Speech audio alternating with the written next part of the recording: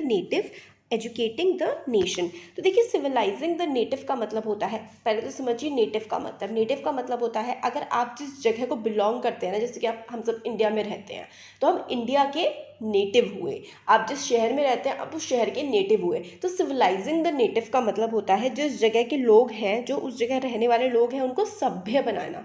Civilised करने का मतलब होता है उनको रहने का रंग ढंग सिखा देना, होता है सिविलाइज करना। एजुकेटिंग द नेशन, देश को पढ़ाना। तो किस तरीके से अंग्रेज हम लोगों को सिविलाइज करना चाहते थे, उनको हम गधे गवार टाइप्स लगते थे, वो हमें ढंग का सभ्य बनाना चाहते थे। और एजुकेटिंग द नेशन मतलब देश को पढ़ाना लिखाना, किस तरीके से देश में एजुकेशन का माहौल ज़्यादा बना, उसके बारे में हम इस पूरे चैप्टर में पढ़ने वाले हैं। तो इससे पहले के चैप्टर्स में हम लोगों ने देखा है कि किस तरीके से जो ब्रिटिश रूल है उसने इफ़ेक्ट किया था नवाब्स को, राजास को और यहाँ के पीजेंट्स को, मतलब यहाँ के हमारे देश के किसानों को और ट्राइबल्स को। ट्राइबल्स यानी कि जो जंगलों वाले रीजन में लोग रहते हैं, इन सबको किस तरीके से अंग्रेज़ों ने, अंग्रेज़ी ताकत ने, अंग्रेज़ी शासन ने हमें इफ़ेक्ट किया था। इस चैप्टर में हम लोग ट्राई करेंगे समझने का कि इन सब चीज़ों का इम्प्लीकेशन क्या हुआ था स्टूडेंट्स की लाइफ पर। मतलब अंग्रेज़ हमारे देश में आए, उन्होंने देश को गुलाम बनाया, इसका असर हर किसी पर किसी न किसी तरीके से तो हुआ ही था। तो स्टूडेंट्स पर, जो बच्चे पढ़ने वाले लोग हैं, उन पर इसका क्या असर हुआ था। ब्रिटिश जो थे इंडिया में, उनको एक ही चीज़ चाहिए थी, टेरिटोरियल कॉन्क्वेस्ट। टेरिटोरियल कॉन्क्वेस्ट का मतलब होता है कि वो देश को जीतना चाहते थे, ज़मीन को हड़पना चाहते थे, और जो रेवेन्यू है यानी कि जो कर इकट्ठा करना है वो उसको ज़्यादा से ज़्यादा इकट्ठा करने की कोशिश करते थे। उनको लगता था कि they had a cultural mission, उनके पास एक मिशन है। वो क्या है कि यहाँ के लोगों को सिविलाइज करेंगे, हमारे कस्टम्स को, हमारी वैल्यूज़ को वो बदल देंगे। मतलब उन्हें हमारा धर्म, हमारे रीति रिवाज, हमारी भाषा, हमारे कपड़े, हमारे तौर तरीके, इवन हमारे जीने का तरीका अंग्रेज़ों को ठीक नहीं लगता था। वो ये सोचते थे कि वो हम लोगों को ठीक कर देंगे। तो उसके बारे में ही ये चैप्टर है, वो समझते हैं। तो किस तरीके के बदलाव वो लोग इंट्रोड्यूस करना चाहते थे और किस तरीके से इंडियंस को वो एजुकेट करना चाहते थे, सिविलाइज करना चाहते थे, और किस तरीके से made them believe that the British were good सब। तो मतलब किस तरीके से हम लोग उनके गुड सब्जेक्ट्स बन सकते थे। गुड सब्जेक्ट्स का मतलब है हम उनके नागरिक थे ना, उस समय पर हम नागरिक थे, मतलब उनके सब्जेक्ट थे, तो हम उनके लिए अच्छे कैसे बन सकते थे, ये सब वो सोच रहे थे। तो उनके पास, अंग्रेज़ों के पास कोई सिंपल आंसर्स नहीं था इन क्वेश्चंस का। तो उन्होंने काफ़ी सारी डिबेट करी, काफ़ी सारे सालों तक कि किस तरीके से इन इंडिया के लोगों को सुधारा जाए, इनको ठीक करा जाए। तो एक बॉक्स में है देखिए लिंग्विस्ट। लिंग्विस्ट ऐसा पर्सन होता है जिसको बहुत सारी भाषाओं का ज्ञान हो। जैसे कि अगर आपको सपोज करिए इंग्लिश आती है, हिंदी आती है, बंगाली आती है, सपोज करिए फ्रेंच, जर्मन और बहुत सारी भाषाएं आपको आती हैं, तो इसका मतलब है कि आप एक लिंग्विस्ट हैं। जिसको बहुत सारी भाषाएं आती हैं उस पर्सन को हम लिंग्विस्ट कहते हैं। अब आता है how the British saw education. अंग्रेज पढ़ाई लिखाई को, एजुकेशन को कैसे देखते थे।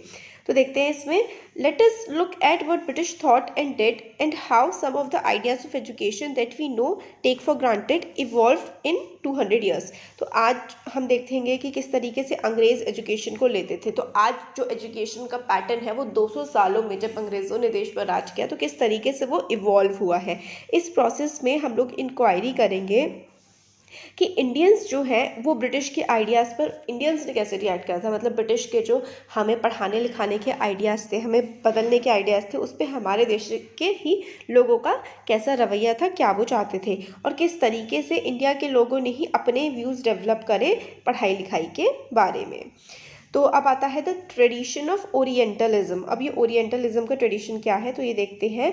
इन 1783 a person named William Jones. 1783 में एक पर्सन था जिसका नाम था विलियम जोन्स। वो कलकत्ता में आया। उसकी अपॉइंटमेंट एज अ जूनियर जज at the Supreme Court that company had to set up. तो देखिए जो विलियम जोन्स था वो एक जज की तरह आया कंपनी के। तो कंपनी ने अपनी कोर्ट वगैरह, कंपनी मतलब अंग्रेज़, पहले जो अंग्रेज़ थे वो कंपनी के तौर पर आए थे व्यापार करने के लिए। तो एक पर्सन आया जिसका नाम था विलियम जोन्स। वो सुप्रीम कोर्ट के जज की तरह आया था और वो लॉ का एक्सपर्ट था, बट वो एक लिंग्विस्ट भी था। थोड़ी देर पहले हमने देखा था कि लिंग्विस्ट क्या होता है, जिस पर्सन को बहुत सारी भाषाओं का ज्ञान होता है उसे हम लिंग्विस्ट कहते हैं। तो जोन्स एक लिंग्विस्ट भी था, उसको बहुत सारी भाषाओं का ज्ञान था, और एक वो जज भी था। तो उसको लैटिन आती थी, उसको ग्रीक आती थी, उसको फ्रेंच आती थी, इंग्लिश आती थी, उसको अरेबिक अपने फ्रेंड से सीखी थी, पर्शियन भी सीखी थी, और उसने काफ़ी सारे साल लगाए थे पंडित के साथ रहा था, और उसने संस्कृत भाषा भी सीखी थी, संस्कृत की ग्रामर भी सीखी थी, पोएट्री सीखी थी। और वो जब उसने संस्कृत भाषा सीख ली तो फिर वो एंशियंट इंडियन टेक्स्ट भी पढ़ने लगा था, लॉ, फिलॉसफी, मतलब धर्म के बारे में, शास्त्रों के बारे में, पॉलिटिक्स के बारे में, मोरालिटी, मैथ्स, अर्थमेटिक, मेडिसिन, उसने बहुत सारी चीज़ों के बारे में पढ़ाई करी थी। सोच सकते हैं आप कितना ज़्यादा पढ़ने में वो था ये पर्सन, विलियम जोन्स, क्योंकि उस टाइम फोन्स नहीं होते थे ना, इसलिए। तो Jones discovered that his interest was shared by many British officials living in Calcutta at the time. तो जोन्स जो है उसको काफ़ी ज़्यादा इंटरेस्ट था इंडिया के कल्चर में और इंडिया के लैंग्वेज वगैरह में, तो काफ़ी कुछ सीख रहा था। तो उसने देखा कि और भी जो ऑफिसर्स हैं ईस्ट इंडिया कंपनी के, उनको भी इंटरेस्ट है इन सब चीज़ों में। तो Englishman like Henry Thomas Colebrooke and Nathaniel Halhed were also busy discovering the ancient Indian heritage, mastering Indian languages and translating Sanskrit and Persian works into English. तो इसके साथ विलियम जोन्स के साथ साथ ही ये कोलबर्ग हो गया और हॉलहेड हो गया, ये भी इंडिया की भाषाओं के बारे में काफ़ी कुछ पढ़ रहे थे, और संस्कृत हो गया, पर्शियन भाषा हो गई, उसके कामों को इंग्लिश में ट्रांसलेट कर रहे थे। और टुगेदर उन दोनों के साथ मिलकर जोन्स ने एक एशियाटिक सोसाइटी ऑफ बंगाल बनाई and started a journal called Asiatic researchers. ये बड़ा इंपॉर्टेंट है, एशियाटिक सोसाइटी ऑफ बंगाल ने बाद में जाकर के काफ़ी सारी चीज़ें खोली थी और काफ़ी रिसर्चेस भी किए थे। तो विलियम जोन्स ने बेसिकली इसकी स्टार्टिंग करी थी, और इनके साथ थे कोलब्रुक और हॉलहेड, ये इन्होंने भी विलियम जोन्स का साथ दिया था इसका सेटअप करने में, Asiatic Society of Bengal. This is very important कि एशियाटिक सोसाइटी ऑफ बंगाल किसने स्टार्ट की थी, और ये एशियाटिक रिसर्चर्स किसको कहा गया था। तो ये कोलब्रुक थे एक, और फिर उसके बाद विलियम जोन्स थे, है ना। तो विलियम जोन्स का नाम तो बिल्कुल अच्छे से आपको याद रखना ही है। जोन्स एंड कोलब्रुक, देखते हैं यहाँ पे, Jones and Colebrooke came to represent a particular attitude towards India. तो एक पर्टिकुलर एटीट्यूड बन गया था इंडिया की तरफ। उनका डीप रिस्पेक्ट थी एंशियंट कल्चर के लिए, इंडिया के लिए भी और वेस्ट के लिए भी। तो मतलब इनका ये नहीं था बाकी अंग्रेज़ों की तरह कि इंडिया का कल्चर ख़राब ही है, ऐसा नहीं। ये जो एंशियंट कल्चर था, जो पुराना कल्चर था, चाहे वो इंडिया का हो चाहे वो वेस्ट का हो, इनके देश का हो या और दूसरे देशों का, ही उसकी रिस्पेक्ट किया करते थे। इंडियन सिविलाइजेशन उनको लगा कि attain it's glory in the ancient past but has subsequently decline. तो विलियम जोन्स को समझ में आया कि इंडिया का पास्ट था ना, वो काफ़ी ज़्यादा ग्लोरियस था, काफ़ी ज़्यादा बढ़िया पास्ट रहा था इंडिया का, बट टाइम के साथ साथ वो डिक्लाइन हो गया। उन्होंने इंडिया को समझने के लिए और डिस्कवर करने के लिए सेक्रेड लीगल टेक्स्ट का मतलब है जो पुराने ग्रंथ लिखे हुए हैं that were produced in ancient period. उन्होंने इंडिया को समझने के लिए पुराने जो समय में ग्रंथ लिखे गए थे ना, उनको पढ़ना उन्होंने शुरू कर दिया। For only those texts could reveal the real ideas and laws of the Hindus and Muslim, क्योंकि वो समझ गए थे कि जो पुराने लिखे हुए टेक्स्ट है ना, पुरानी लिखी हुई किताबें हैं, इनसे ही उन्हें समझ में आ सकता है कि सच में हिंदू धर्म, इस्लाम या मुस्लिम धर्म जो है ये किस तरीके से डेवलप हुआ है, क्या क्या यहाँ पे हुआ है। ये जो पुराने ग्रंथ हैं इनसे ही इनको समझ में आ सकता है, और किस तरीके का फ्यूचर में डेवलपमेंट होना चाहिए इंडिया का, वो भी तो पास्ट से ही जुड़ा हुआ है। तो ये सारी की सारी बातें ये विलियम जोन्स समझ गए थे। जोन्स हो गए और कोलब्रुक वेंट, इन्होंने काफ़ी ज़्यादा डिस्कवरी की, एंशियंट टेक्स्ट की खोज में रहते थे काफ़ी, और समझने की कोशिश करते थे, उनकी मीनिंग्स को ट्रांसलेट करते थे उनको अलग भाषाओं में, और making their findings known to others. तो फिर उनको जो भी मिलता था वो दूसरों को भी बताते थे कि हमें इन टेक्स्ट में ये मिला है, और वो ट्रांसलेट भी करते थे इंग्लिश भाषा में।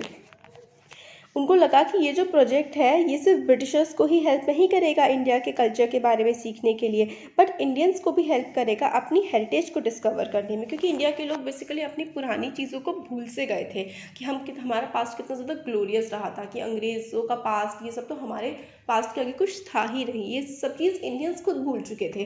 तो ये जोन्स और कोलब्रुक जो है, इन्होंने सोचा कि अंग्रेज़ों को भी काफ़ी हेल्प मिलेगी इंडिया के पास्ट को जानकर यहाँ पर काम करने में, और इंडियंस को भी हेल्प मिलेगी अपनी हेरिटेज के बारे में जानने के लिए, जो उनकी लॉस्ट ग्लोरियस पास्ट है, मतलब इंडियंस का जो लॉस्ट खोया हुआ बहुत ही ग्लोरियस पास्ट है, इसके बारे में जानने के लिए काफ़ी ज़्यादा जोन्स ने और कोलब्रुक ने पुराने ग्रंथों को पढ़ा। इस प्रोसेस में British would become the guardians of Indian culture as well as its master, और इस प्रोसेस में जो अंग्रेज़ है वो गार्जियंस बन जाएंगे, मतलब रखवाले बन जाएंगे इंडिया के कल्चर्स के, और हमारे मास्टर्स, हमारे ऊपर भी हो जाएंगे, वो हमारे मालिक भी बन जाएंगे।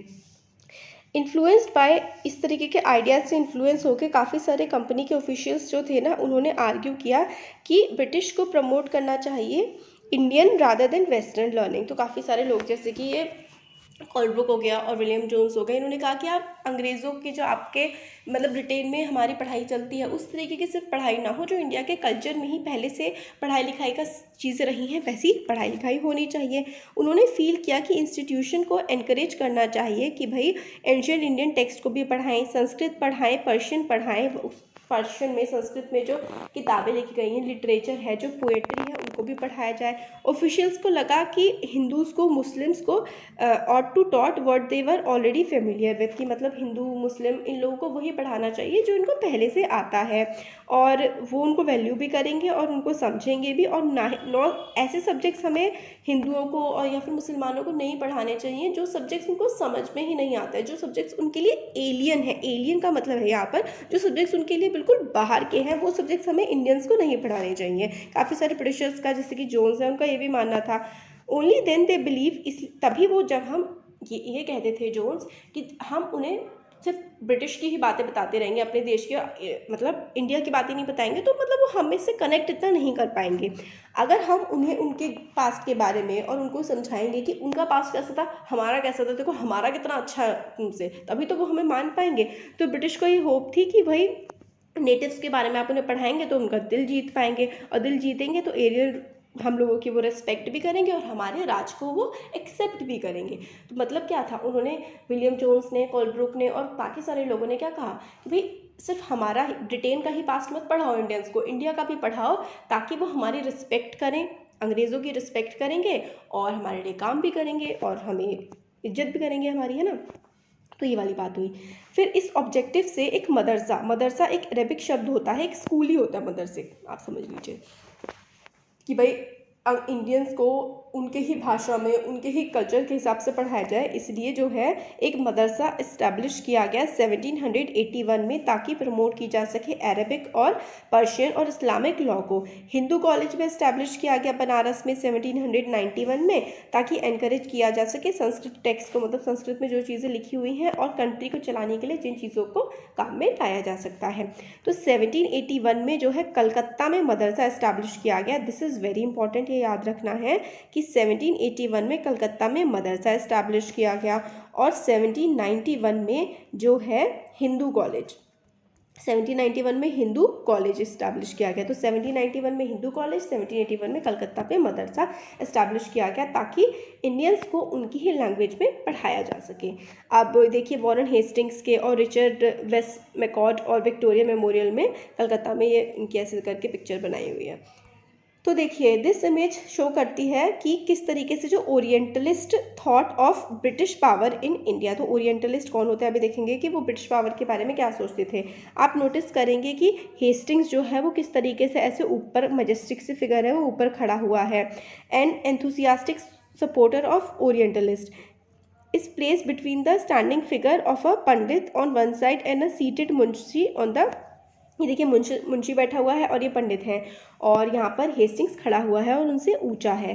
तो orientalist needed Indian scholars to teach them the vernacular languages, tell them about local customs laws and tell them translate and interpret ancient text. तो देखिए हेस्टिंग्स को क्या चाहिए था कि लोग चाहिए थे ऐसे जो उसको समझाए। तो ओरिएंटलिस्ट वो लोग होते हैं those with scholarly knowledge of the language and culture of Asia. तो ओरिएंटलिस्ट वो लोग होते हैं जिनको नॉलेज होती है एशिया के, मतलब एशिया इंडिया हो गया और बाकी सारे एशिया के देश जैसे कि चाइना हो गया, जापान हो गया, या फिर है ना मालदीव्स, मलेशिया वगैरह, इन सब के बारे में नॉलेज होती है, इन सब के कल्चर के बारे में नॉलेज होती है, उनको हम ओरिएंटलिस्ट कहते हैं, जिनको एशिया के कल्चर के बारे में नॉलेज होती है। तो हेस्टिंग्स बीच में खड़े हुए हैं, अंग्रेज़ हैं, और ये जो मुंशी वगैरह लोग हैं, पंडित हैं, ये इनको यहाँ के कल्चर के बारे में सिखा रहे हैं, बता रहे हैं। तो मुंशी पर्सन होता है जो कि जिसे पर्शियन आती है, और वर्नैकुलर का मतलब होता है लोकल लैंग्वेज। सिंपली आपको याद रखना है कि वर्नैकुलर जब भी शब्द आए आप लोगों को समझ लेना है कि ये लोकल लैंग्वेज के बारे में बात की जा रही है। Vernacular a term usually use to refer to a local language. Vernacular जो है लोकल लैंग्वेज को इस्तेमाल करने के लिए टर्म यूज़ किया जाता है। और डायलेक्ट, डायलेक्ट का मतलब होता है कोई बोली, जैसे कि हिंदी की काफ़ी सारी बोलियाँ हैं तो उनको भी वर्नैकुलर लैंग्वेज आप कहेंगे। कोई भी लोकल लैंग्वेज होगी, जैसे अंग्रेज़ों के लिए हिंदी एक वर्नाकुलर लैंग्वेज थी क्योंकि वो एक लोकल थी उन लोगों के हिसाब से। तो वही है कि किस तरीके से क्रिटिसिज्म किया जाता था अंग्रेज़ों द्वारा हमारे देश की चीज़ों का, उनको छोटा दिखा करके। तो grave errors of the East, grave error मतलब बहुत ही बुराइयाँ ईस्ट में, ईस्ट मतलब हमारे देश वाला पार्ट है, इंडिया एशिया वाला पार्ट है, इनमें क्या एरर्स थे। अर्ली 19th सेंचुरी से काफ़ी सारे ब्रिटिश ऑफिशियल्स ने स्टार्ट कर दिया था क्रिटिसाइज करना ओरिएंटलिस्ट विजन ऑफ लर्निंग, मतलब जो इंडिया में या फिर एशिया वाले रीजन में जिस तरीके से पढ़ाई लिखाई होती थी, अंग्रेज़ों ने, ब्रिटिशर्स ने इनको मतलब कहा कि ये भाई कोई पढ़ाई करवाने का कोई तरीका थोड़ी ना है, इसमें कोई कुछ नहीं होता, ये सब बेकार है। उन्होंने इस तरीके की बातें करनी शुरू कर दी थी। उन्होंने कहा कि नॉलेज जो है ना ईस्ट की, वो फुल ऑफ एरर्स है, मतलब जो ईस्ट की नॉलेज है उसमें पूरी तरीके से गलतियाँ भरी हुई हैं, उसमें कोई ठीक चीज़ तो है ही नहीं, और अनसाइंटिफिक थॉट है, और ईस्टर्न लिटरेचर जो है वो मतलब सीरियस नहीं है और काफ़ी ज़्यादा लाइट हार्टेड है। इसलिए जो अंग्रेज़ है ना, जो अंग्रेज़ों का लिटरेचर है, जो वेस्टर्न लिटरेचर है, उसको ही तवज्जो दी जानी चाहिए और उसको ही पढ़ाया जाना चाहिए, क्योंकि ईस्टर्न कल्चर, ईस्टर्न लिटरेचर जो सही नहीं है उससे जॉब्स भी नहीं कर सकते और कोई फ़ायदा होगा नहीं, कोई साइंटिफिक नॉलेज हमें प्रोवाइड नहीं करता है, ऐसा अंग्रेज़ों का मानना था। So they argued that it was wrong on the part of British to spend so much effort in encouraging the study of Arabic and Sanskrit language and literature. तो अंग्रेज़ों को लगा कि संस्कृत लैंग्वेज पढ़ाने के लिए, लिटरेचर पढ़ाने के लिए, फिर अरबिक पढ़ाने के लिए अंग्रेज़ों को पैसा खर्च नहीं करना चाहिए, ये बिल्कुल गलत होगा। वो लोग थे जो कि इंडिया के लैंग्वेज, इंडिया के कल्चर को पढ़ाने के फेवर में बातें किया करते थे। तो जेम्स मिल कहता है कि भाई ये सब ठीक नहीं है, और ब्रिटिश एफर्ट, उसने कहा कि होना चाहिए कि हम लोग जो नेटिव्स हैं ना, नेटिव्स कौन लोग होते हैं, जो उस पर्टिकुलर रीजन के रहने वाले लोग होते हैं, इंडिया के नेटिव्स इंडियंस हम लोग हो गए, तो नेटिव्स जो हैं उनको ब्रिटिश को रिस्पेक्ट करना चाहिए, उनके कल्चर की इज्जत करनी चाहिए, और अगर हम ऐसा चाहते हैं, और what they respected in order to please them and win a place in their heart, तो मतलब उनको इंग्लिश पढ़ानी चाहिए, बेसिकली ये था जेम्स मिल का कहना। और एम होना चाहिए एजुकेशन का कि टीच करे यूज़फुल एंड प्रैक्टिकल चीज़ें, मतलब जो चीज़ें ज़रूरी हो, जो चीज़ें रोज़मर्रा मतलब प्रैक्टिकल हो, जिससे अब जॉब मिल सके, इस तरीके की चीज़ें पढ़ानी चाहिए, ऐसा जेम्स मिल ने कहा। तो इंडियंस को हमें साइंटिफिक और टेक्नोलॉजिकल एडवांसेस जो कि हो रहे हैं ना वेस्ट में, उनसे अवगत कराना चाहिए, उनसे इंट्रोड्यूस कराना चाहिए, रादन की पोएट्री और ये लिटरेचर है वही पढ़ाते रहे। तो वैसे अगर इस जिस टेक्स्ट में यहाँ पे लिखा हुआ है वो तो चलो ठीक था कि साइंटिफिक नॉलेज के बारे में जो भी डेवलपमेंट हो रहे थे, जो भी अच्छी चीज़ें डेवलप हो रही थी वेस्टर्न रीजन में, यूरोप में या फिर ब्रिटेन में, उनको इंडियंस पढ़ें, ये चीज़ सही थी। बट इंडिया के कल्चर को, इंडिया अपने लिटरेचर को बिल्कुल ना पढ़े, ये चीज़ तो गलत ही थी ना, तो ये चीज़ कही गई। अब by the 1830s the attack on the orientalist, अब 1830s आते आते जो ओरिएंटलिस्ट पे अटैक था, मतलब कि भाई ओरिएंटलिस्ट जो है इंडिया की लैंग्वेज कल्चर ये सब पढ़ाया जाए, बिल्कुल मतलब इस पर मनाही कर दी गई कि भाई इंडिया की लैंग्वेज, इंडिया के कल्चर ये सब पढ़ाने की क्या ज़रूरत है।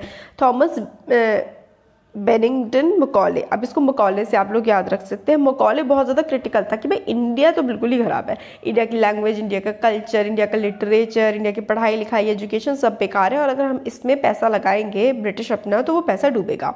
तो वो कहता था कि इंडिया जो है ना एक अनसिविलाइज्ड कंट्री है, मतलब इंडिया के लोग बिल्कुल बेकार है, मतलब पढ़े लिखे नहीं है, अनसिविलाइज्ड हैं, अभद्र लोग हैं यहाँ के, उनको सिविलाइज करना पड़ेगा, उनको एक अच्छा इंसान बनाना पड़ेगा।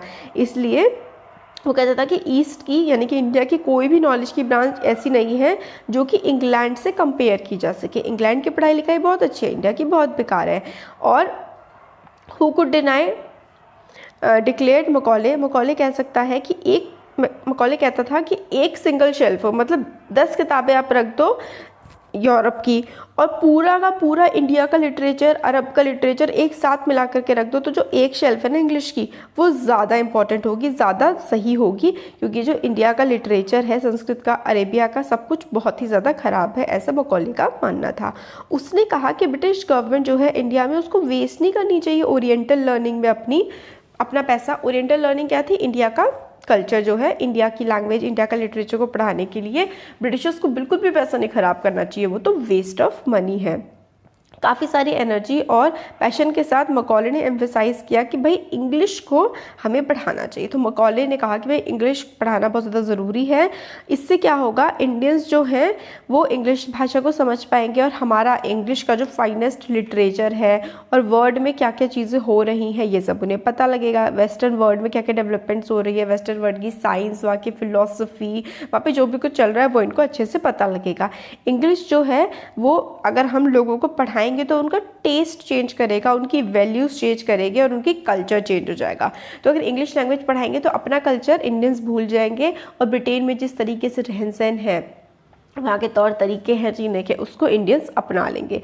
ये कह रहा था मकॉले का। और वहाँ पे जो फिर सामान प्रोड्यूस होगा, अगर उनके जैसी हर मतलब टेस्ट हो जाएगा उनके जैसा, इंग्लिश जैसा, इंग्लिश लोगों जैसा, उनके जैसे कपड़े पहनने शुरू कर देंगे तो ब्रिटेन की इंडस्ट्रीज़ को भी तो फ़ायदा होगा क्योंकि उनका सामान इंडिया में बिकना शुरू हो जाएगा। तो ये सारी की सारी इन लोगों की प्लानिंग थी। तो मकॉलेज मिनट आया 1835 में। मकॉलेज मिनट में क्या था, कोई मिनट नहीं था, इसमें पूरी एक स्पीच टाइप की थी जिसमें इंग्लिश लैंग्वेज की इंपॉर्टेंस के बारे में बताया गया था और किस तरीके से जो मीडियम ऑफ इंस्ट्रक्शन है ना स्कूल्स में, हायर एजुकेशन में, वो ओरिएंटल नहीं होगा। मीडियम ऑफ इंस्ट्रक्शन मतलब पढ़ाई लिखाई का जो जैसी किताबें होंगी वो सारी की सारी इंग्लिश में होंगी।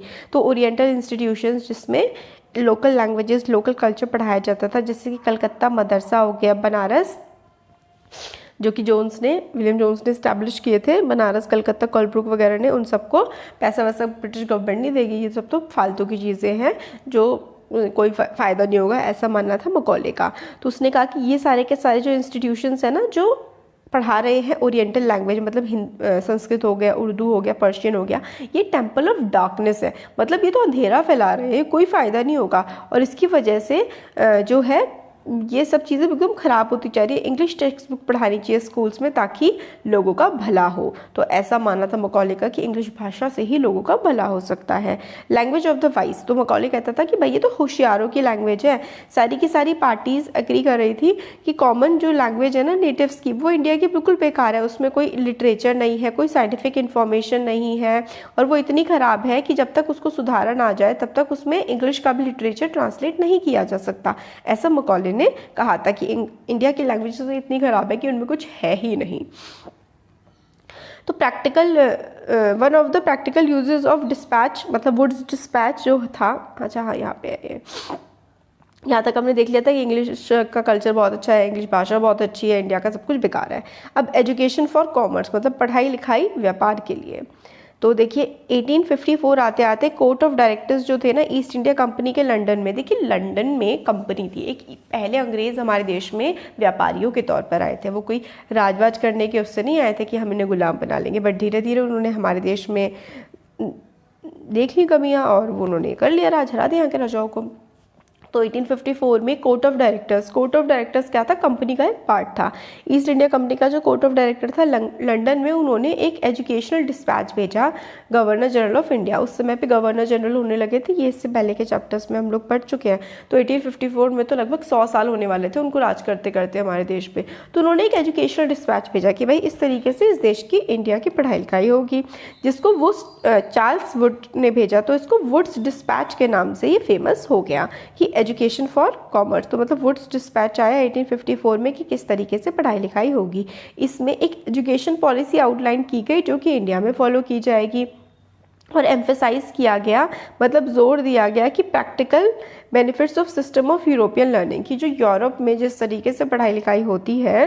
तो पहले मकॉले मिनट आया था, है ना, 1834 के टाइम पे। तो उन्होंने कहा था कि भाई 1835 में कि इंग्लिश लैंग्वेज पढ़ाई जानी चाहिए और जो लोकल भाषाएं हैं उनसे कोई फ़ायदा नहीं होगा। अब दोबारा से 1854 में वुड्स डिस्पैच आया, उसने भी यही कहा कि यूरोप में जो लर्निंग है वही अच्छी है और ओरिएंटल नॉलेज को स्टॉप कर दिया जाए, इससे कोई फ़ायदा नहीं होने वाला। ओरिएंटल नॉलेज मतलब लोकल। तो अदर प्रैक्टिकल यूज़ जो थे डिस्पैच के वो थे इकोनॉमिक, मतलब व्यापारी तौर पर, पैसे के तौर पर क्या फ़ायदा होगा। यूरोपियन लर्निंग उसने कहा कि अनेबल करेगी इंडियंस को कि भाई क्या फ़ायदे हैं flow from expansion of trade. तो यूरोपियन लर्निंग जो है उससे पता लगेगा इंडियंस को कि भाई व्यापार होगा तो कितना ज़्यादा फ़ायदा होगा, ट्रेड एंड कॉमर्स से कितना फ़ायदा होता है, और उनको इंडियंस को समझ में आएगा developing the resources of the country कि इंडिया अपने देश के जो रिसोर्स हैं उनको डेवलप करो और हमें भेजो, हम फैक्ट्री में काम में ले लेंगे। तो मतलब खैर ये सब लिखा नहीं गया था, बट उनका मतलब यही था कि किस तरीके से अगर इंग्लिश भाषा वो पढ़ेंगे और इंग्लिश भाषा में पढ़ाई लिखाई करेंगे तो वो कितने ज़्यादा आगे बढ़ेंगे, उनके देश का व्यापार बढ़ेगा। इस तरीके की बातें डिस्पैच में लिखी गई थी। और उन्होंने कहा कि इंट्रोड्यूस अगर वो करेंगे यूरोपियन वे ऑफ लाइफ से तो इंडियंस का टेस्ट अच्छा हो जाएगा, इंडियंस का टेस्ट, उनकी ज़रूरतें, उनकी डिज़ायर्स और क्रिएट कर देंगे डिमांड फॉर इंडियन गुड्स। तो मतलब जो सामान ब्रिटेन में प्रोड्यूस होगा उस सामान की डिमांड भी तो क्रिएट होगी अगर हम लोगों को इंग्लिश भाषा में पढ़ाया जाएगा, उनके ही कल्चर के बारे में पढ़ाया जाएगा कि और हमें बताया जाएगा कि भाई उनका कल्चर कितना अच्छा है, वो कितने अच्छे से चाय पीते हैं, कितने अच्छे से कपड़े पहनते हैं। भाई हमारे दिमाग में वही चीज़ें बैठ गई हैं, आज भी बैठी हुई हैं, तभी तो हमारे देश में आज भी जो बाहर के कल्चर को काफ़ी ज़्यादा फॉलो किया जाता है, काफ़ी ज़्यादा अच्छा समझा जाता है, अपने कल्चर को नीचा समझा जाता है। तो ये सारे के सारे वो उन्होंने जड़ें बिठा रखी है हमारे दिमाग में तब से ही, सालों से। तो वुड्स डिस्पैच आया था, उन्होंने कहा कि भाई अगर वुड्स डिस्पैच के वो हम लोग अपनी अकॉर्डिंग उन्हें पढ़ाएंगे इंडियंस को तो वो हमारे जैसा टेस्ट डेवलप कर लेंगे, हमारे जैसे कपड़े पहनेंगे, हमारे जैसे उनकी सोच हो जाएगी, तो हमारा व्यापार भी बढ़ेगा। तो इंडियंस जो हैं वो अप्रिशिएट करने लगेंगे जो भी कुछ आएगा यूरोप से। वुड्स डिस्पैच ने ये भी आर्ग्यू किया कि यूरोपियन लर्निंग जो है इम्प्रूव कर देगी मॉरल करेक्टर्स ऑफ इंडियंस को। मतलब उन्होंने कहा कि हम लोग मॉरली ठीक नहीं है, हमारा जो है मॉरल कंडक्ट, हमारे तौर तरीके जीवन जीने के वो ख़राब है। उन्होंने कहा कि अगर वुड्स डिस्पैच ने ये भी कहा कि अगर यूरोपियन लर्निंग होगी तो इंडियंस ज़्यादा ट्रूथफुल हो जाएंगे, ज़्यादा ऑनेस्ट हो जाएंगे, मतलब ज़्यादा सच्चे और ज़्यादा अच्छे हो जाएंगे। मतलब पहले जो लोग हैं वो चोर हैं, इंडियंस की जो बेसिक नेचर है वो चोरी करने का है, बेसिक नेचर उनका धोखा देने का है। अगर इंडियंस इंग्लिश पढ़ेंगे तो वो सच्चे हो जाएंगे, ऑनेस्ट हो जाएंगे, ट्रूथफुल हो जाएंगे। वो इसने सप्लाई की और सप्लाई कर देंगे कंपनी को सिविल सर्वेंट्स जो कि ट्रस्टेड हो जाएंगे। मतलब छोटी क्लर्क लेवल की नौकरी करने के लिए इंडिया से सस्ते लोग भी मिल जाएंगे इनको, फिर ब्रिटेन के तो महंगे पड़ते हैं इन्हें। लिटरेचर जो है ईस्ट का वो सिर्फ ग्रेव एरर्स, मतलब बहुत ही ख़राब एरर्स से, गलतियों से नहीं भरा हुआ है, बल्कि लोगों में सेंस ऑफ ड्यूटी भी नहीं लाता, मतलब अच्छा इंसान भी नहीं बनाता है, लोगों को काम के प्रति कमिटमेंट भी नहीं देता है। और जो स्किल्स चाहिए होती है ना एडमिनिस्ट्रेशन के लिए, मतलब काम करने के लिए जो चीज़ें चाहिए होती है वो भी जो ओरिएंटल एजुकेशन है, इंडिया की एजुकेशन है, वो लोगों को प्रोवाइड नहीं करती है। तो following Wood's dispatch 1854 dispatch several measures were introduced by the British. तो आगे डिस्पैच तो काफ़ी सारे मेजर्स बदलाव लेकर के आए गए।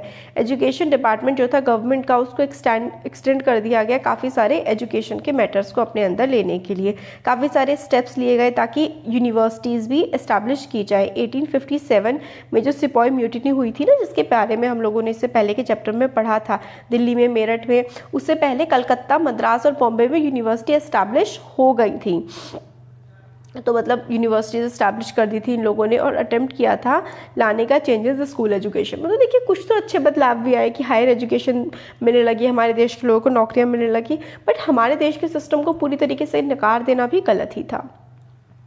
तो ये है वुड्स डिस्पैच में। और an argument for European knowledge, तो वही वुड्स डिस्पैच कहता है कि ओरिएंटल लर्निंग जो है बिल्कुल बेकार है, एजुकेशन जो होगी बाहर की होगी, मतलब यूरोप की एजुकेशन होगी तो European knowledge, European science, European art, literature जो भी है वो इंडिया में फैलेगा और इंडिया के लोग होशियार बनेंगे। यहाँ का पढ़ के तो इंडिया के लोग बेवकूफ़ बन रहे हैं।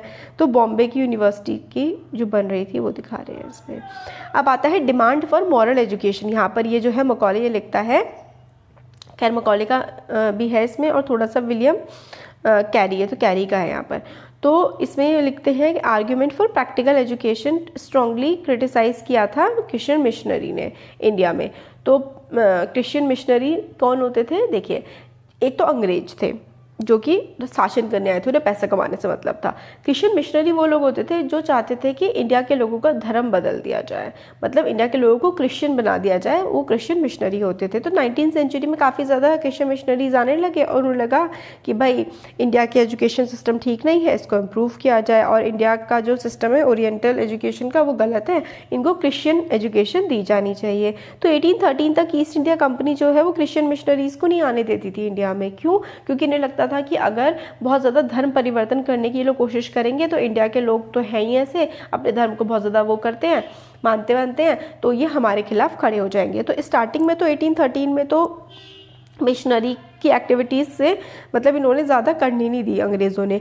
फिर धीरे धीरे जो है दूसरे इलाकों में जहाँ पर इनका ज़्यादा कंट्रोल नहीं था अंग्रेज़ों का, वहाँ पर जा कर के क्रिश्चियन मिशनरीज़ ने काम करना शुरू कर दिया। जैसे कि सेरमपुर एक इलाका था जो कि डैनिश भी लोग होते हैं, उधर यूरोप के होते हैं, वो लोग भी इंडिया पे आकर के काफ़ी सारे एरिया पे थोड़ा बहुत टाइम के लिए कंट्रोल था, तो वहाँ पर इन्होंने क्रिश्चियन मिशनरीज़ ने काम करना शुरू कर दिया। और प्रिंटिंग प्रेस को 1800 में सेटअप किया गया और सिरमपुर में ही कॉलेज को 1818 में इस्टेब्लिश कर दिया गया था। फिर उसके बाद मिशनरी स्कूल्स जो है धीरे धीरे 19वीं सेंचुरी आते आते पूरे के पूरे इंडिया में आज भी जो सेंट मेरी और इस टाइप के जो होते हैं ना, ये सारे के सारे पहले क्रिश्चियन मिशनरीज जनरली इस्टेब्लिश किए गए। खैर अब तो खुद भी खोलने लगे इंडिया के लोग भी इस नाम से, बट पहले यही होते थे। फिर जो ये अंग्रेज़ जो मिशनरीज़ होते थे ये कहते थे कि इंडिया की एजुकेशन बेकार है, यहाँ की ओपिनियन ठीक नहीं है और इनको इंग्लिश एजुकेशन दी जानी चाहिए। सीरमपुर कॉलेज जो है हुगली रिवर कलकत्ता सीरमपुर वाले रीजन में ये कॉलेज बनाया गया, स्कूल बनाया गया। अब what happen to the local schools जो थे उनका क्या हुआ? लोकल स्कूल्स के बारे में पहले हम लोग देखेंगे, फिर हम लोग आगे का देखेंगे। तो ये है लोकल स्कूल्स का क्या हुआ। क्या आपको कोई भी आइडिया है कि बच्चों को ब्रिटिश टाइम से पहले कैसे पढ़ाया जाता था? तो देखिए एक विलियम एडम की रिपोर्ट है, इसमें हमें पता लगता है कि इन 1830s के टाइम पर विलियम एडम्स एक स्कॉटिश मिशनरी था। स्कॉटिश मिशनरी का मतलब है ये वही अपना धर्म प्रसार करने आया था, क्रिश्चियनिटी फैलाने। तो स्कॉटिश मिशनरी था, उसने बंगाल को टूर किया, बिहार को टूर किया और उसने मतलब एक रिपोर्ट बनाई जिसमें वर्नैकुलर एजुकेशन का किस तरीके से प्रोग्रेस हो रहा है, वर्नैकुलर एजुकेशन मतलब लोकल एजुकेशन किस तरीके से काम करती है, ये विलियम एडम ने रिपोर्ट बनाई। तो एडम ने पाया कि लगभग 1 लाख पाठशाला हैं जो कि बंगाल और बिहार में, सिर्फ बंगाल बिहार में 1 लाख पाठशाला थी और हर पाठशाला में लगभग सिर्फ 20 स्टूडेंट्स हैं। और पाठशाला में तो 20 स्टूडेंट्स हैं हर पाठशाला में और 1 लाख पाठशाला है, तो लगभग 20 लाख पाठशाला थी जो कि बच्चों को एजुकेशन प्रोवाइड कर रही थी। और उसमें मतलब हर कोई पढ़ता था, अमीर लोग हो गरीब लोग हो सब एक साथ पढ़ते थे। और जनरली वो पाठशालाएं जो हैं या तो लोकल टीचर खुद ही बना लिया करते थे अपने घरों वगैरह में, या फिर जो आसपास के अमीर लोग होते थे वो डोनेशन वगैरह देते थे और उससे वो पाठशालाएं चला करती थी। सिस्टम ऑफ एजुकेशन काफ़ी ज़्यादा फ्लेक्सिबल था और आज के जो स्कूल से ऐसा नहीं था। उस समय पर कोई पर्टिकुलर फीस नहीं होती थी, कोई प्रिंट वाली किताबें नहीं होती थी, कोई स्कूल की बिल्डिंग नहीं होती थी, बेंचेस चेयर ब्लैक बोर्ड वगैरह ऐसा कुछ नहीं होता था, ना ही रोल नंबर्स होते थे, ना ही एनुअल एग्जामिनेशंस होते थे, कोई रेगुलर टाइम टेबल भी नहीं होता था। ज़्यादातर बनियन के ट्री बरगद के पेड़ के नीचे बैठ करके क्लासेस लगाई जाती थी और विलेज के कोने पर ये क्लासें लगती थी और ज़्यादातर शॉप टेम्पल या फिर गुरु के घर पे ही ये लगा दी जाती थी या फिर मंदिरों में पढ़ाया जाता था। और टीचर की मतलब जो पेरेंट की इनकम होती थी उसके हिसाब से ही वो फीस दे दिया करते थे। अमीर बच्चे ज़्यादा पे करते थे, गरीब बच्चे कम पे करते थे। और टीचर जो है वो ओरली पढ़ाते थे और गुरु डिसाइड करते थे क्या पढ़ाना है और स्टूडेंट की ज़रूरतों के हिसाब से टीचर पढ़ाया करते थे। और स्टूडेंट्स जो है सारे के सारे चाहे किसी भी एज के हो एक ही क्लास में बैठ करके पढ़ा करते थे, एक ही प्लेस पे। गुरु जो है वो सारे बच्चों से सेपरेटली इंटरैक्ट करता था और उनकी ज़रूरत के हिसाब से पढ़ाता था। एडम्स ने डिस्कवर किया कि फ्लेक्सिबल सिस्टम जो है वो लोकल नीड्स के हिसाब से है। फॉर इंस्टेंस क्लासेस जब जो होती है हार्वेस्ट, जब खेतों में कटाई का काम होता है तब क्लासेस नहीं चलती हैं। इससे जो गरीब बच्चे हैं जो कि खेतों में काम करते हैं वो भी पढ़ पाते हैं। पाठशाला जो है जब फसलें कट जाती हैं फिर से स्टार्ट हो जाती है। तो पीजेंट्स फैमिली जो किसानों के बच्चे हैं वो भी अच्छे से इसलिए पढ़ाई कर पाते हैं। तो विलेज की पाठशाला का देखिए ये सीन हमें दिखा रखा है। अब या तो रिपोर्ट ऑफ विलियम एडम। अब यहाँ से देखते हैं न्यू रूटीन्स न्यू रूल्स। तो नई तरीके के रूटीन्स बनने लगे थे और नए कानून नए तौर तरीके आने लगे थे। तो up to the mid 19th century company जो है वो कंसर्न थी। 19th सेंचुरी तक कंपनी को मेनली सिर्फ हायर एजुकेशन मतलब जो कॉलेजेस वगैरह है इनसे ही मतलब था। तो इसने जो लोकल पाठशाला थी उसको फंक्शन करने दिया। मिड 19th सेंचुरी तक आते आते मतलब 1850-60 तक तो इन्हें जो बेसिक लेवल जो स्कूल होता था ना उससे इन्हें ज़्यादा मतलब नहीं होता था। बट 1854 के बाद कंपनी ने डिसाइड किया कि वो जो वर्नैकुलर एजुकेशन है ना, मतलब जो लोकल लैंग्वेज में जो बेसिकली बच्चों को जो एजुकेशन दी जाती है उसमें भी इन लोगों ने इंटरफेयर करना शुरू कर दिया। इनको लगा कि एक नया सिस्टम हम लेकर के आएंगे, नए रूटीन बनाएंगे, नए रूल्स बनाएंगे, ताकि रेगुलर इंस्पेक्शंस भी हम करेंगे, मतलब स्कूल में किस तरीके से पढ़ाई करवाई जा रही है, क्या सब चल रहा है। इन्होंने बिल्कुल जैसे आज का एजुकेशन सिस्टम है ना कि हम स्कूल जा रहे हैं, क्लासेस लगी है, टाइम टेबल के हिसाब से सब चल रहा है, तो ये वाला सिस्टम 1850s के टाइम से इन्होंने इंट्रोड्यूस करना हमारे देश में शुरू कर दिया था। अब ये सब चीज़ें हुई तो हुई किस तरीके से, और क्या क्या मेजर्स लेने पड़े कंपनी को ऐसा करने के लिए, जो पूरा नया एजुकेशन सिस्टम ये लोग बना रहे थे। तो इन्होंने काफ़ी सारे पंडित अपॉइंट कर दिए, हर के पास इंचार्ज था लगभग 4 से 5 स्कूल का, तो मतलब काफ़ी सारे पंडित इन लोगों ने अपॉइंट कर दिए, और एक पंडित के पास जो होता था वो 4 से 5 स्कूल्स का इंचार्ज होता था। टास्क होता था पंडित का कि वो विजिट करे पाठशालाओं को और ट्राई करे इम्प्रूव करने की कि स्टैंडर्ड ऑफ टीचिंग, कि किस तरीके से बच्चों को पढ़ाया जा रहा है, वो स्टैंडर्ड ऑफ टीचिंग वो पंडित ठीक करने की कोशिश करें। हर गुरु से कहा जाता था कि पीरियोडिक रिपोर्ट्स डे और and take class according to their regular time table, मतलब क्या पढ़ाया जा रहा है वो अंग्रेज़ों को बताएं टीचर्स, और बिल्कुल रेगुलर टाइम टेबल के हिसाब से ही क्लासेस ली जाए। टीचिंग जो है अब वो नई तरीके की जो किताबें आ गई थी उस पे थी, और लर्निंग को हम टेस्ट करने लगे थे। अब एनुअल एग्जामिनेशन, मतलब जो अब का स्टडी पैटर्न चल रहा है ना, बिल्कुल उसी तरीके से एग्जामिनेशंस होने लगे थे, टाइम टेबल के हिसाब से पढ़ाई होती थी, और मतलब रेगुलर एग्जाम्स अब होने लगे थे। स्टूडेंट को अब फीस भी पे करनी पड़ती थी, और रेगुलर क्लासेस भी अटेंड करनी पड़ती थी पूरी ढंग से, और फिक्स सीट होती थी जिसमें उन्हें बैठना होता था, और कुछ डिसिप्लिन और रूल्स बना दिए गए थे जो बच्चों को फॉलो करने पड़ते थे। तो अब ये देखिए श्री अरबिंदो हैं, उन्होंने एक स्पीच दी थी 15 जनवरी 1908 को बॉम्बे में। उसमें अरबिंदो घोष ने कहा था कि एजुकेशन जो है वो, जो नेशनल एजुकेशन का गोल होना चाहिए वो स्पिरिट ऑफ नेशनैलिटी होना चाहिए, मतलब कि हर बच्चे के अंदर एक देशभक्ति की भावना या राष्ट्रीयवाद की भावना को भरना होना चाहिए एजुकेशन का पर्पस। और इससे क्या होना चाहिए कि मतलब जो पुराने हमारे आइडियाज़ रहे हैं उनके बारे में बताना चाहिए, और एजुकेशन को वर्नाकुलर लैंग्वेज में ट्रांसमिट करना चाहिए। वर्नाकुलर लैंग्वेज का मतलब है लोकल लैंग्वेज में ही बच्चों को पढ़ाया जाना चाहिए, ताकि वो ज़्यादा से ज़्यादा बच्चे समझ पाएँ। और अरबिंदो घोष जो एम्फेसाइज करते थे कि स्टूडेंट्स जो हैं वो मतलब ग्रास रूट से, जो हमारे बेसिक लॉज हैं, जो हमारा कल्चर है उससे जुड़े रहें, और मॉडर्न साइंटिफिक डिस्कवरीज़ के बारे में भी पढ़ें जो वेस्ट में हो रही हैं, उसके बारे में भी पढ़ें, और अपने कल्चर के बारे में भी पढ़ें। और स्टूडेंट जो है क्राफ्ट्स भी लर्न करें, और ताकि वो इस तरीके से मतलब स्कूल के बाद जब वो पूरा पढ़ करके निकले, उनकी स्कूलिंग पूरी हो जाए, तो उनको जॉब भी मिल सके। तो अरबिंदो कहते थे कि भाई ठीक है, कल्चर के बारे में पढ़ाओ, जो साइंटिफिक इंप्रूवमेंट्स हो रही हैं, साइंटिफिक नॉलेज के बारे में भी पढ़ाओ, और इस तरीके की क्राफ्ट की नॉलेज भी दो, जिससे कि भाई बच्चे जब स्कूल से निकले तो वो जॉब भी पा सके। तो यही था। तो ये पाठशाला के बारे में हम लोगों ने देखा कि नए नए जो लॉज बनाए गए थे, रूल्स बनाए गए थे, वो बच्चों को ओबे करने पड़ते थे।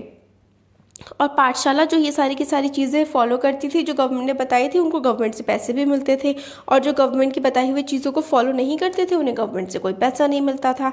तो ओवर टाइम जो गुरुज थे वो मतलब बाकी सारे जो इंस्टीट्यूशंस थे जो गवर्नमेंट के चल रहे थे, गवर्नमेंट के द्वारा फंडिंग इनको मिल रही थी, फंडिंग इनको देती थी गवर्नमेंट, जो गवर्नमेंट के रूल्स को फॉलो करती थी। तो कुछ गुरु वगैरह ने मना कर दिया हम लोग नहीं करेंगे, बट वो ऐसे स्कूल ज़्यादा लंबे समय तक चला नहीं पाए, क्योंकि वो कंपटीशन नहीं कर पाए उन स्कूल के साथ जो कि गवर्नमेंट चला रही थी।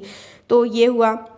अब नए रूल्स और रूटीन्स जो थे उनके अदर कॉन्सिक्वेंसेस भी थे, कुछ मतलब ख़राब चीज़ें भी थी, क्योंकि पहले जो है गरीब बच्चे भी आराम से स्कूल्स में पढ़ पाते थे, क्योंकि उनको बहुत ज़्यादा हाई फीस पे नहीं करनी होती थी, और आराम से जा पाते थे, और टाइम टेबल और सब कुछ फ्लेक्सिबल होता था कि जैसे कि फसल की कटाई चल रही है या कुछ फंक्शंस वगैरह चल रहे हैं, तो तब आप छुट्टी कर सकते हो। बट अब जो है, अब तो बिल्कुल डिसिप्लिन में रहना पड़ता था, और रेगुलर स्कूल में जाना ज़रूरी था। हार्वेस्ट के टाइम पर भी जो है, जब फसल की कटाई चल रही थी या फिर कुछ काम चल रहा होता था, तब भी स्कूल चलता था। तो पुअर बच्चे जो है ना, अब वो फील्ड में काम या तो करें या तो स्कूल जाएँ, तो उनकी एजुकेशन पर बहुत गंदा असर पड़ा, और वो स्कूल नहीं जा पाते थे, तो इसको इनडिसिप्लिन समझा जाता था, और ये समझा जाता था कि वो बच्चे पढ़ना ही नहीं चाहते, क्योंकि वो तो खेतों में जा करके काम कर रहे हैं। पहले जो पाठशाला होती थी, जब खेतों में काम चलता था तो छुट्टियां हो जाया करती थी। नए तरीके के स्कूलों में तो भाई पर्टिकुलर टाइम टेबल है और हर समय स्कूल चलेगा ही। तो ये वाली चीज़ की दिक्कत आई। अब agenda for the national education, अब नेशनल एजुकेशन कैसी हो, उसका क्या एजेंडा हो वो। तो British officials not the only people thinking about the education in India, तो ब्रिटिश अंग्रेज ही नहीं सिर्फ जो है एजुकेशन के बारे में सोच रहे थे। अर्ली 19th सेंचुरी से ही काफ़ी सारे थिंकर्स थे इंडिया के अलग अलग पार्ट में, जो एजुकेशन को फैलाने के बारे में बातचीत करते थे और उसके लिए काम कर रहे थे। और वो जो हमारे देश के पढ़े लिखे लोग थे वो यूरोप में जो डेवलपमेंट हुए थे काफ़ी ज़्यादा उनसे इम्प्रेस भी हुए थे और ये चाहते थे कि इंडिया जो है वो भी वेस्टर्न एजुकेशन मतलब प्राप्त करें और इंडियन एजुकेशन को मतलब थोड़ा मॉडर्नाइज होने की ज़रूरत है। उन्होंने कहा कि British to open more schools, वो काफ़ी सारे जो इंडिया के पढ़े लिखे लोग थे वो चाहते थे कि अंग्रेज़ और ज़्यादा स्कूल्स खोले, कॉलेजेस खोले, यूनिवर्सिटी खोले और एजुकेशन पे ज़्यादा से ज़्यादा पैसा स्पेंड करें। तो हमारे देश के जो पढ़े लिखे लोग थे वो अंग्रेज़ों से कहते थे कि भाई आप ज़्यादा पैसा खर्च करो, ज़्यादा स्कूल्स खोलो। तो उनके एफर्ट्स के बारे में हम लोग चैप्टर 9 में भी पढ़ेंगे। और काफ़ी सारे इंडियंस थे जो कि वेस्टर्न एजुकेशन के अगेंस्ट में भी थे, जैसे कि गांधी जी को ज़्यादा पसंद नहीं था। और अब रविंद्रनाथ टैगोर जो है वो बिल्कुल मिली जुली, मतलब वेस्टर्न एजुकेशन भी होनी चाहिए, इंडियन भी होनी चाहिए, इसका मिला जुला मिक्सचर चाहते थे। अब इन दोनों के बारे में हम देखेंगे कि इनकी क्या थिंकिंग थी। इंग्लिश एजुकेशन हैज़ एनस्लेव्ड अस, तो गांधी जी कहते थे कि जो अंग्रेज़ी भाषा है और इनकी जो एजुकेशन है, पढ़ाई का तौर तरीका है, इसने हमें गुलाम बना दिया है। महात्मा गांधी ये कहते थे कि जो कॉलोनियल एजुकेशन है ना, उसने सेंस ऑफ इन्फीरियॉरिटी हमारे माइंड्स में क्रिएट कर दिया। मतलब कॉलोनियल एजुकेशन ने हमारे दिमाग में इस तरीके की बात रखी है कि मतलब हम खुद को नीचा समझने लगे हैं और अंग्रेज़ों को ऊंचा समझने लगे हैं। इन्होंने दिखा दिया है अपनी एजुकेशन के थ्रू कि भाई वेस्टर्न जो कल्चर है, हमारा इंडियन कल्चर ईस्टर्न कल्चर है, अंग्रेज़ों का यूएस का वेस्टर्न कल्चर है। तो इनकी पढ़ाई लिखाई जो है अंग्रेज़ों की, इससे हम लोग को ऐसा लगता है कि हमारा इंडियन कल्चर काफ़ी नीचे है और इनका वेस्टर्न कल्चर ऊपर है। हमारा खुद का जो प्राइड है ना हमारे कल्चर में, ये इन्होंने हम में से छीन लिया है। गांधी जी कहते हैं कि जो पॉइजन सा भर रही है, ये मतलब जहर भर रही है ये एजुकेशन हमारे दिमाग में, और इसने हमें बिल्कुल गुलाम बना दिया है और हम पे एक ईवल स्पेल मतलब काला जादू हम पे कर दिया है। जो कि वेस्ट की चीज़ें अब हमें अच्छी लगती हैं, वेस्ट से जो भी आता है हम उसको अप्रिशिएट करते हैं, उसकी हम तारीफ़ करते हैं। और Indian educated in these institution, जो इंडियंस अंग्रेज़ों वाले इंस्टीट्यूशन में पढ़ते हैं वो ब्रिटिश रूल तक की तारीफ़ करते हैं। वो लोग कहते हैं कि ठीक है ब्रिटिश रूल हम लोगों के लिए अच्छा है। जो मतलब इंडियंस इन स्कूलों में पढ़ते हैं ब्रिटिशर्स के, वो ब्रिटिश रूल को जस्टिफाई कर देते हैं। महात्मा गांधी चाहते थे कि एजुकेशन जो होनी चाहिए could recover the sense of dignity and self respect, मतलब जो अंग्रेज़ों ने हम लोगों के अंदर डिग्निटी सेल्फ रिस्पेक्ट ख़त्म कर दिया है। हमारी पढ़ाई ऐसी होनी चाहिए कि हम अपनी सभ्यता को अच्छा समझें, इस तरीके की होनी चाहिए। और नेशनल मूवमेंट के टाइम पे इसलिए ही गांधी जी ने कहा कि भाई ये अंग्रेज़ों वाले स्कूल छोड़ दो, क्योंकि इंडियंस जो हैं अब उनको मतलब गुलाम नहीं रहना है, तो हम अंग्रेज़ों के स्कूलों में क्यों पढ़ें। महात्मा गांधी को लगता था कि जो काफ़ी सारी इंडियन लैंग्वेजेस हैं उसमें हमें पढ़ाई लिखाई करवानी चाहिए, ना कि अंग्रेज़ी भाषा में। एजुकेशन इंग्लिश की जो है उसने हम लोगों को क्रिपल कर दिया है, एक तरह से हम लोगों के शरीर को कमज़ोर कर दिया है और हमारी खुद की सराउंडिंग से हम लोगों को दूर कर दिया है। और अपने ही देश में हम लोग विदेशी बन गए हैं, strangers in our own lands, अपनी ही ज़मीन पर हम लोग विदेशी से हो गए हैं। दूसरी लैंग्वेज हम बोलते हैं, दूसरे कल्चर को फॉलो करते हैं। और English educated do not know how to relate to the masses, और जो अंग्रेज़ी में पढ़े लिखे लोग हैं उनको ये भी नहीं पता है कि किस तरीके से वो पूरे समाज के साथ जुड़ करके रहें, अपने देश के लोगों के साथ कैसे जुड़ करके रहें। ये भी जो अंग्रेज़ी स्कूल्स में पढ़ते हैं, इंग्लिश स्कूल्स में पढ़ते हैं, वो मासेस के साथ, ज़मीन के लोगों के साथ रिलेट नहीं कर पाते। वेस्टर्न एजुकेशन महात्मा गांधी कहते हैं सिर्फ और सिर्फ रीडिंग और राइटिंग पे फोकस करती है, और ओरल लैंग्वेज मतलब किस तरीके से हमारी भाषा है उस पर तो फोकस ही नहीं करती। और सिर्फ टेक्स्ट बुक से ही हम लोग पूरी ज़िंदगी के सबक नहीं सीख सकते हैं, हम लोगों को लाइफ एक्सपीरियंस चाहिए होते हैं, प्रैक्टिकल नॉलेज चाहिए होती है। तो गांधी जी बिल्कुल ठीक कहते थे, जो हमारा एजुकेशन सिस्टम है रटो उल्टी कराओ एग्जाम में, बस वही है। तो ये एजुकेशन सिस्टम गांधी जी ने भी कहा था ठीक नहीं है। गांधी जी कहते थे कि एजुकेशन सिस्टम ऐसा होना चाहिए कि पर्सन की माइंड और सोल डेवलप हो, मतलब इंसान की आत्मा का भी तो डेवलपमेंट हो। लिटरेरी और simply learning to read and write ये बिल्कुल भी ठीक नहीं है, और सिर्फ लिखना पढ़ना ही एजुकेशन नहीं है। एजुकेशन का मतलब होता है इंसान कुछ अपने हाथ से भी काम करे और अलग अलग इक्विपमेंट्स को भी चलाना सीखे और अपनी कैपेसिटी को डेवलप करे ताकि वो अच्छे से आगे बढ़ पाए। अब लिटरेसी इन इटसेल्फ मतलब एजुकेशन नहीं है। अब इसमें आता है नेशनलिस्ट सेंटिमेंट, जो थे दूसरे थिंकर्स भी चाहते थे कि नेशनल एजुकेशन जो है वो ठीक तरीके से चले। अब Tagore's Adobe of peace, Tagore जो है वो क्या चाहते थे कि भाई बिल्कुल एक मिक्सचर सा होना चाहिए, ना ही बहुत ज़्यादा हम लोग अंग्रेज़ी भाषा ही पढ़ें, ना ही सिर्फ अपना कल्चर, हम सब कुछ दोनों मिक्स पढ़ें। तो शांति निकेतन के बारे में आप लोगों ने सुना ही होगा। रविन्द्रनाथ टैगोर ने शांति निकेतन जो है 1901 में लगभग इस्टेब्लिश किया था। जब वो खुद बच्चे थे तो उनको स्कूल जाना बिल्कुल भी पसंद नहीं था। उनको स्कूल की क्लासेस ऐसे लगती थी जैसे कि उनका दम घुट रहा हो और वो मतलब कि जेल में चले गए हों। तो उन्होंने टीचर्स से और स्कूल मतलब टैगोर के अकॉर्डिंग ऐसा होना चाहिए ताकि बच्चे का माइंड आराम से घूम सके इधर उधर और ग्रो कर सके। तो उनका खुद का जो एक्सपीरियंस था स्कूल डेज का, उससे टैगोर के काफ़ी नए आइडियाज़ बने थे। जब वो बड़े हुए वो एक ऐसा स्कूल सेटअप करना चाहते थे जहाँ पे बच्चे खुश रहें, जहाँ पे वो फ्री रहें, क्रिएटिव रहें और अपने खुद के डिज़ायर्स, थॉट को एक्सप्लोर कर पाए। तो टैगोर को लगा कि उनके चाइल्डहुड के टाइम पे जो मतलब चीज़ें थी वो काफ़ी रिजिड थी, काफ़ी ज़्यादा रिस्ट्रिक्टिंग डिसिप्लिन था स्कूल में। जो ब्रिटिश के स्कूल होते हैं काफ़ी ज़्यादा डिसिप्लिन होता है, बच्चे बंद के रह जाते हैं। और टीचर्स जो हैं को इमेजिनेटिव होना चाहिए और बच्चों को समझना चाहिए, क्योंकि बच्चा जब छोटा होता है तो उसमें बहुत ज़्यादा क्यूरियोसिटी होती है। वो क्यूरियोसिटी मतलब नई नई चीज़ों को जानने की इच्छा बच्चे में डेवलप हो सके, इस तरीके की पढ़ाई होनी चाहिए। तो टैगोर के अकॉर्डिंग ऐसे स्कूल होने चाहिए। बट जो एग्जिस्टिंग अभी के स्कूल है वो तो बच्चे की जो नेचुरल क्यूरियोसिटी है, बच्चे की जो क्रिएटिवनेस है, सब कुछ वो ख़त्म कर रहे हैं आज के टाइम के जो स्कूल्स हैं।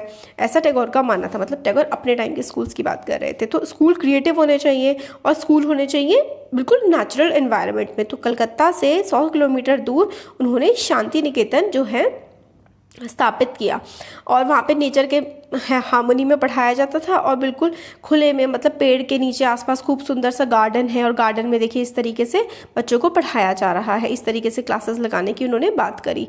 तो काफ़ी सारे सेंसेस में टैगोर और महात्मा गांधी जो है वो सिमिलर भी थे। वो चाहते थे, मतलब उनकी सोच गांधी की और टैगोर की एक जैसी भी थी और काफ़ी अलग भी थी।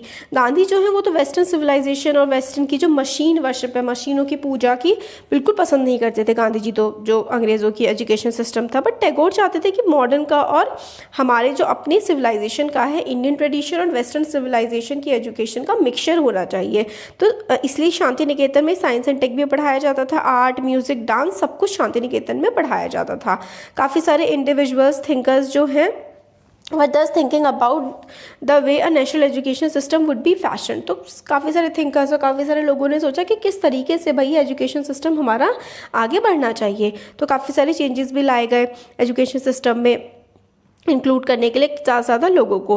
अदर अर्ज that alternative system can be created so that people were educated into culture that was truly national. तो कुछ लोगों को ये भी लगता था कि इस तरीके से एजुकेशन होना चाहिए कि भाई सिर्फ अपना नेशन का ही हो, उसमें नेशनल करेक्टर आना चाहिए पढ़ाई में। तो भाई होता क्या है ये ट्रूली नेशनल, ये डिबेट जो है नेशनल एजुकेशन की वो इंडिपेंडेंस के बाद भी चलती रही कि एक्चुअली में जो नेशनल एजुकेशन वो है क्या। अब educating as a civilising mission, तो ये देखिए अंग्रेज़ जो थे अंटिल जो इंट्रोडक्शन ऑफ एजुकेशन एक्ट 1870 के बाद हम लोगों को जो अंग्रेज़ी वगैरह पढ़ानी शुरू कर दी गई थी, उससे पहले कोई वाइड स्प्रेड एजुकेशन की पॉलिसी नहीं थी। There was no wide spread education for the population as a whole. तो 19th सेंचुरी में मतलब कि सबके लिए एजुकेशन की कोई ऐसी बात नहीं की जाती थी। चाइल्ड लेबर मतलब बच्चे जो है वो काफ़ी ज़्यादा काम करते थे, पुअर चिल्ड्रन जो है वो स्कूल नहीं जा पाते थे और क्योंकि उनको तो काम करना होता था काफ़ी ज़्यादा अपनी फैमिली के लिए। तो नंबर ऑफ़ स्टूडेंट स्कूल्स जो थे काफ़ी ज़्यादा लिमिटेड थे। तो जो चर्च वगैरह चलाती थी या फिर अमीर लोग चला दिया मतलब हेल्प कर दिया करते थे। और it was only after the coming in to the force of education act that schools were open by the government and compulsory schooling was introduce. तो एजुकेशन एक्ट जो है 1870 का, तो मतलब कंपल्सरी एजुकेशन स्टार्ट कर दी गई थी मेनली ब्रिटेन में। और सबसे ज़्यादा इंपॉर्टेंट एजुकेशनल थिंकर्स जो थे उस समय के वो थे थॉमस आर्नल्ड, जो कि हेडमास्टर थे प्राइवेट स्कूल रग्बी के। और वो सेकेंडरी स्कूल का जो करिकुलम था which had detail study of the Greek and Roman classics written 200 years ago। तो मतलब ये जो थे ना, ये कहते थे कि स्कूल में कैसी एजुकेशन होनी चाहिए, स्कूल में ऐसी एजुकेशन होनी चाहिए जो रोमन क्लासिक्स है, मतलब बहुत ही अच्छे अच्छे नॉवेल्स और ड्रामाज और जो किताबें लिखी गई हैं हज़ारों साल पहले उनको पढ़ा जाना चाहिए, क्योंकि उससे बच्चों का जो है दिमाग बिल्कुल कैसा उनको सभ्य होना चाहिए, किस तरीके से डिसिप्लिन में रहना चाहिए, किस तरीके से रूल्स को फॉलो करना चाहिए, इस तरीके की बातें उनको रोमन लिटरेचर से मिलती हैं। तो क्या आपको लगता है कि हर चीज़ रूल और डिसिप्लिन में रहकर ही की जा सकती है? तो आज भी ये क्वेश्चन है। तो